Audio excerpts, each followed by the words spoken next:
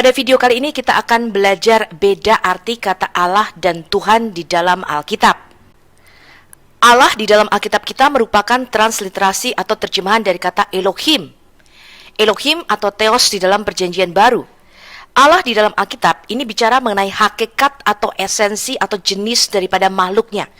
Jadi Allah di dalam Alkitab menunjuk kepada makhluk roh atau makhluk ilahi yang mempunyai otoritas di dalam dimensi roh. Kata Elohim ini berarti suatu tempat kediaman di dalam dimensi roh. Jadi ada banyak makhluk roh yang termasuk di dalam jenis Allah atau Elohim di dalam Alkitab kita.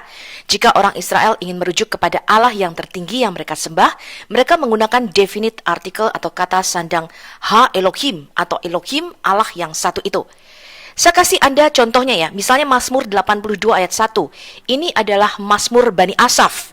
Dikatakan di sini, Allah atau Elohim berdiri di dalam sidang ilahi. Di antara para Elohim atau para Allah, dia menghakimi. Allah yang pertama, ini merujuk kepada Allah Israel, yang Musa sebut sebagai Allahnya para Allah, atau Allah yang tertinggi. Kemudian Allah yang kedua, ini merujuk sebagai the watchers, para penjaga kudus atau anak-anak Allah, yaitu makhluk roh yang kita sebut dengan roh-roh teritorial. Makhluk ilahi atau divine being apa saja yang disebutkan dalam golongan Elohim atau Allah di dalam Alkitab kita? Yodevave, Tuhan Allah Israel, disebutkan 7.000 kali di dalam Alkitab dan termasuk golongan atau jenis Elohim atau Allah di dalam Alkitab. Kemudian ada anak-anak Allah di dalam Mazmur 82 ayat 1 dan 6. Kemudian ada dewa-dewi berhala bangsa-bangsa, juga termasuk dalam golongan Allah atau ilah, Elohim di dalam Alkitab kita. Contohnya Hakim-Hakim 11 ayat 24, 1 Raja-Raja 11 ayat 33. Kemudian setan-setan atau Shedim di dalam Ulangan 32 ayat 17 disebut juga sebagai Allah atau ilah yang disembah. Kemudian roh Samuel atau roh orang mati di dalam 1 Samuel 28 ayat 13 disebut sebagai Elohim. Malaikat dan malaikat Yahweh di dalam Kejadian 35 ayat 7 adalah salah satu contoh yang disebut termasuk di dalam Elohim atau Allah di dalam Alkitab kita. Yesus disebut Allah karena hakikatnya sebagai sang firman Allah yang satu jenis atau monogenes dengan Bapa. Kita baca di Yohanes 1 ayat 14. Firman itu telah menjadi manusia dan diam di antara kita. Dan kita telah melihat kemuliaannya, yaitu kemuliaan yang diberikan kepadanya sebagai anak tunggal Bapa penuh kasih karunia dan kebenaran. Kata anak tunggal di sini dalam pengertian monogenes atau satu genus, satu jenis atau satu hakikat dengan Allah, yaitu jenisnya adalah divine being atau makhluk ilahi. Itulah sebabnya Yesus disebut Allah bagi kita. Dalam Yohanes 1 ayat 18 dikatakan dengan jelas, tidak seorang pun yang pernah melihat Allah, tetapi anak tunggal Allah yang ada di pangkuan Bapa, dialah yang menyatakannya. Sebenarnya bukan di pangkuan ya, tetapi in the bosom. In the bosom itu artinya di dalam diri Bapa, di dalam dada Bapa. Nah, kata anak tunggal Allah yang dipakai di sini adalah monogenes, artinya adalah satu jenis. Kata monogenes terdiri dari mono dan genes. Mono artinya satu, tunggal atau singular. Genes artinya jenisnya, gennya atau DNA-nya yang unik. Jadi sebagai firman Allah, Yesus itu satu jenis, satu esensi, satu hakikat dengan Bapa di surga. Lalu apa arti kata Tuhan atau Tuan di dalam Alkitab kita? Kata Tuan atau Tuhan di dalam Alkitab kita ini berarti gelar kepemilikan.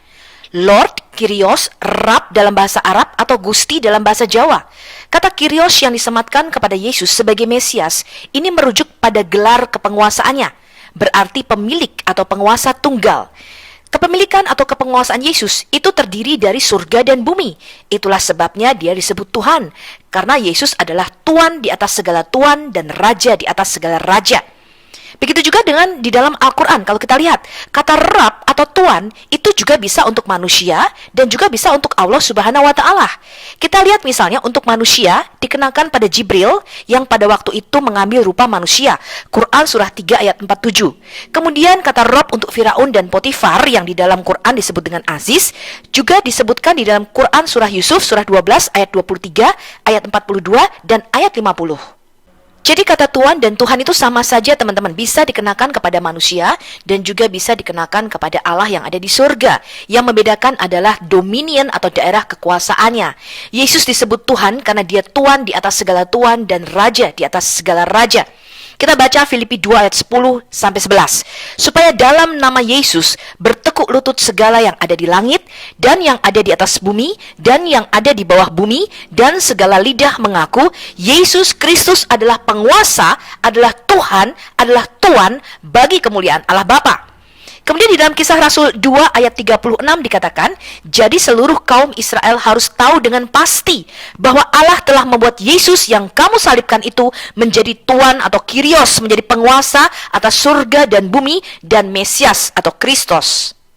Kepenguasaan Yesus meliputi surga dan bumi. Kita baca Matius 28 ayat 18. Yesus mendekati mereka dan berkata, kepadaku telah diberikan segala kuasa di surga dan di bumi. Kemudian bukan hanya di surga dan di bumi, tetapi juga di dalam alam maut atau di bawah bumi. Dalam Wahyu 1 ayat 17 sampai 18, Yesus mengatakan, jangan takut, aku adalah yang awal dan yang akhir dan yang hidup. Aku telah mati, namun lihatlah aku hidup sampai selama-lamanya, dan aku memegang segala kunci maut dan kerajaan maut. Itulah sebabnya segala yang ada di surga, di bumi, dan di bawah bumi takluk di bawah kaki Yesus. Makanya Yesus disebut Tuan di atas segala Tuan atau Tuhan semesta alam. Demikian pemaparan video kali ini. Sampai jumpa pada video menjawab Islam dalam 5 menit selanjutnya. Shalom.